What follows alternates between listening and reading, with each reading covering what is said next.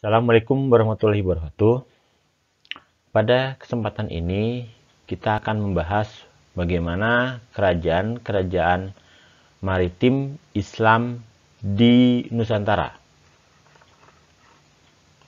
Adapun kerajaan-kerajaan maritim Nusantara yang akan kita bahas yaitu yang pertama Kesultanan Aceh, kemudian Kesultanan Demak, Kesultanan Mataram, Kesultanan Makassar atau Gua Talo, dan Kesultanan Ternate Tidore. Kita mulai dari Kesultanan Aceh. Kesultanan Aceh sekarang terletak di daerah Aceh Rayek atau sekarang disebut dengan Aceh Besar. Kesultanan Aceh dibangun atas puing-puing dari kerajaan sebelumnya, yaitu Kesultanan Lamuri. Dibangun oleh Sultan Ali Mughayat Shah. Adapun sumber sejarah Aceh dapat kita ketahui dari kitab yang berjudul Bustanus Salatin, yang berarti Taman Raja-Raja. Isi dari kitab ini yaitu tentang adat istiadat Aceh dan ajaran tentang Islam. Adapun penyebab kenapa Aceh dapat menjadi kesultanan yang bercorak maritim yaitu ketika pada tahun 1511 daerah Kesultanan Malaka jatuh ke tangan Portugis yang dipimpin oleh Alfonso de Alborg. Nah, akibat dari kejatuhan Malaka ke tangan Portugis tersebut menyebabkan banyak pedagang-pedagang muslim yang kemudian mengalihkan kegiatan perdagangan mereka dari Malaka ke pelabuhan-pelabuhan di Aceh. Aceh kemudian membangun kerajaannya menjadi negara maritim dengan melakukan berbagai penaklukan wilayah di sekitar Aceh yang secara ekonomi mendukung perekonomian Aceh. Aceh kemudian mengembangkan kekuatan militernya dengan membangun kapal-kapal perang yang memiliki daya angkut besar. Kapal-kapal perang ini mampu mengangkut 600 hingga 700 prajurit di setiap kapalnya. Salah satu dari pemimpin armada laut Aceh adalah seorang wanita yang bernama Laksamana Malahayati.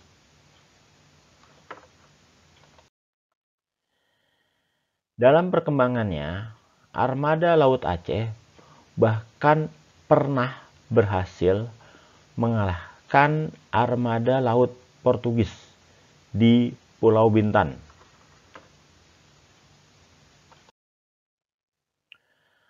Berikutnya kita akan membahas bagaimana tantangan-tantangan Aceh dalam membangun kerajaannya menjadi kesultanan yang bersifat maritim. Yang pertama, masyarakat Aceh itu bukanlah masyarakat agraris. Sedangkan walau bagaimanapun dalam perang maupun perdagangan, hasil-hasil pertanian sangat diperlukan. Hal itu akan menjadi tantangan Aceh. Kemudian, wilayah-wilayah pedalaman ternyata tidak cukup mampu mendukung kebutuhan khususnya kebutuhan pangan dari masyarakat perkotaan di Aceh. Kemudian ada lagi persatuan di antara para penduduk Aceh yang sangat longgar. Hal ini bisa kita ketahui dari penggunaan bahasa Melayu sebagai bahasa pengantar hanya dikenal oleh masyarakat perkotaan saja. Sedangkan masyarakat Aceh yang terdiri dari berbagai suku masih menggunakan bahasa daerah masing-masing. Kemudian, perkembangan kota ternyata berlangsung lebih cepat dari kemampuan masyarakat pedalaman, khususnya di sektor pangan, dalam menunjang kebutuhan masyarakat kota. Dan terakhir adalah peran kelompok-kelompok elit kerajaan di Aceh yang ternyata tidak mudah dikendalikan.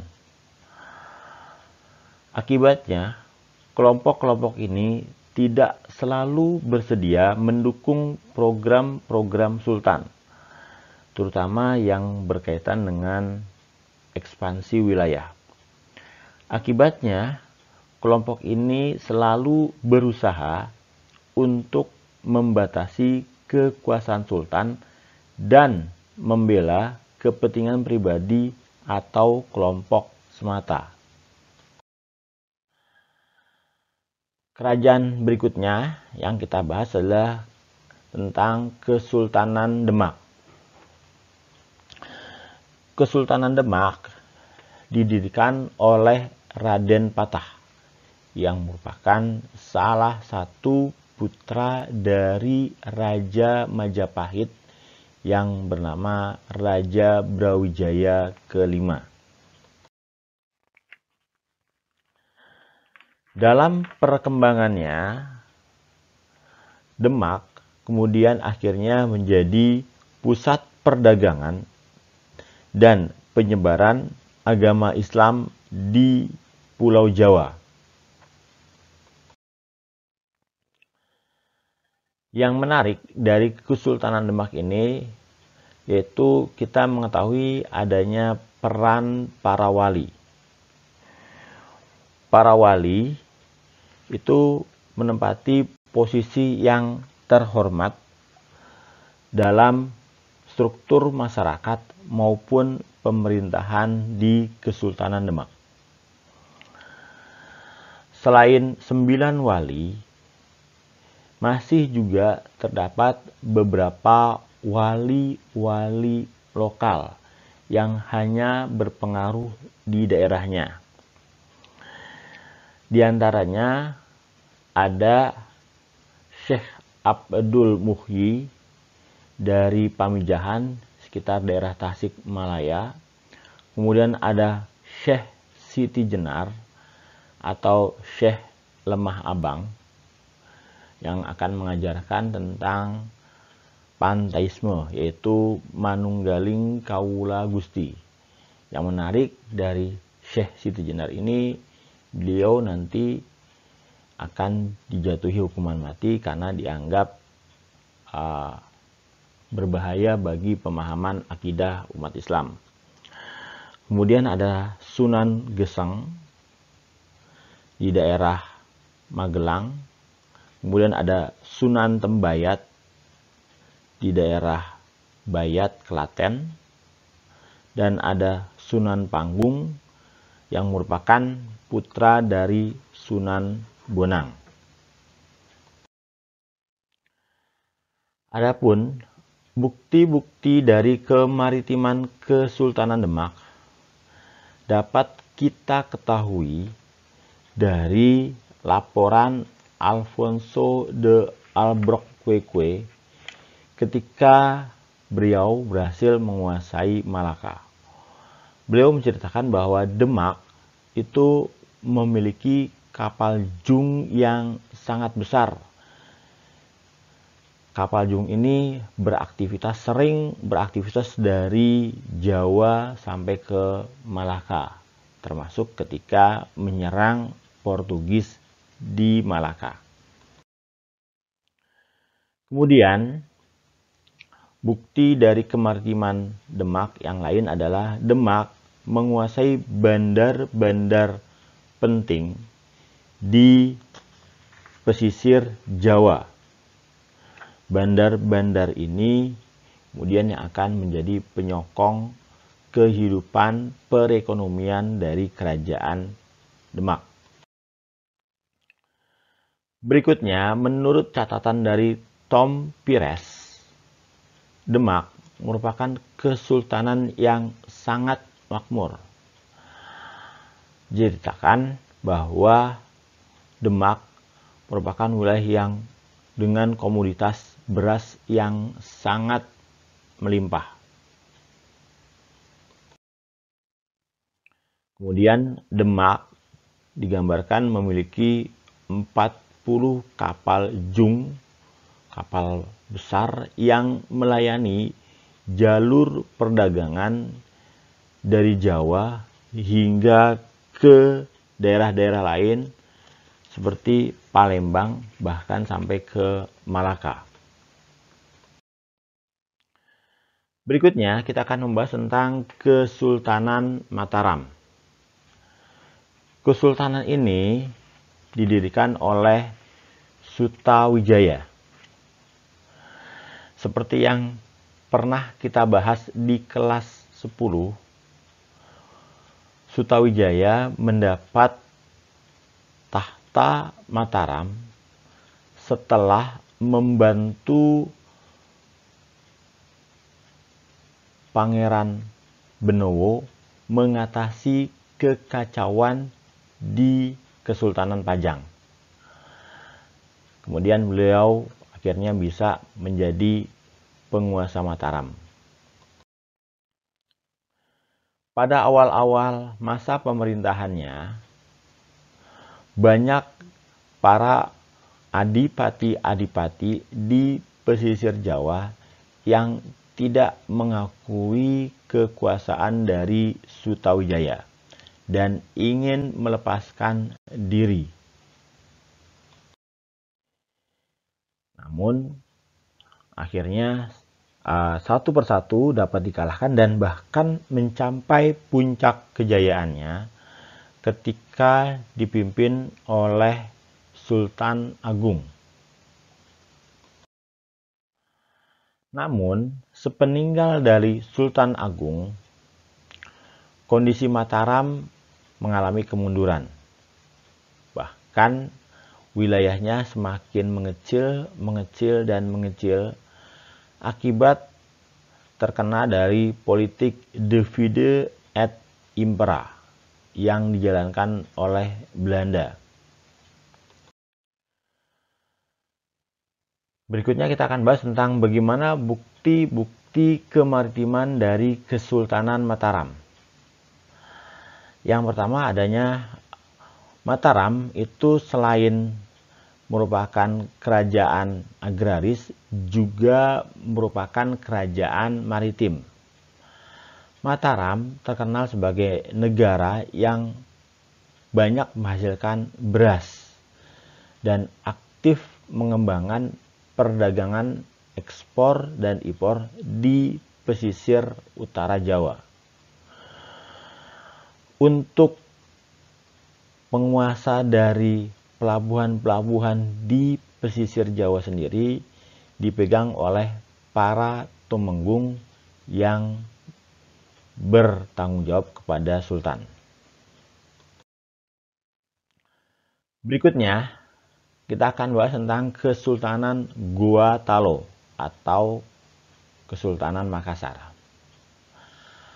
Awalnya di wilayah Makassar itu banyak kerajaan-kerajaan kecil. Salah satu dari kerajaan-kerajaan kecil tersebut adalah Kerajaan Goa dan Kerajaan Talo. Kerajaan ini kemudian membentuk persekutuan sehingga membentuk Kesultanan Goa Talo. Raja Goa, Daeng Manrabia, kemudian menjadi Raja Goa Talo, bergelar Sultan Alauddin, sedangkan Raja Talo, Kareang Mantuaya, menjadi Perdana Menteri dengan gelar Sultan Abdullah. Dalam perkembangannya, Kesultanan Goa Talo atau Makassar kemudian dapat berkembang menjadi negara maritim yang kuat karena berhasil menaklukkan beberapa wilayah-wilayah yang strategis di Sulawesi.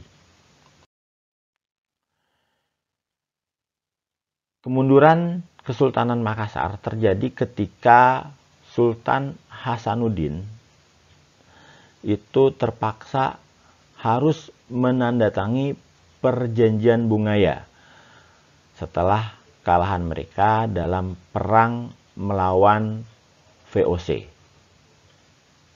Akibatnya terjadi kemunduran dan Kesultanan Makassar terpaksa harus menjadi kerajaan yang bercorak agraris. Adapun bukti kemaritiman dari Kesultanan Makassar dapat kita lihat di peta. Seperti yang kalian lihat, Makassar merupakan wilayah penghubung antara wilayah-wilayah timur seperti Maluku dengan wilayah-wilayah Nusantara bagian barat. Sehingga posisinya yang strategis menyebabkan bandar-bandar dari Makassar, yaitu Somboupu khususnya, menjadi ramai dalam perdagangan. Kemudian orang-orang dari Makassar sejak zaman dahulu itu merupakan pelaut-pelaut ulung yang mereka terkenal sudah mampu menjelajah jauh.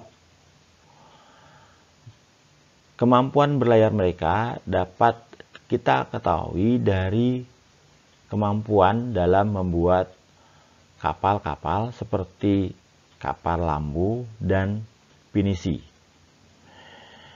Dengan kemampuan ini, para pelaut-pelaut Makassar dapat mengamankan wilayahnya dari serangan bajak laut ataupun dari negara lain yang ingin menguasai mereka.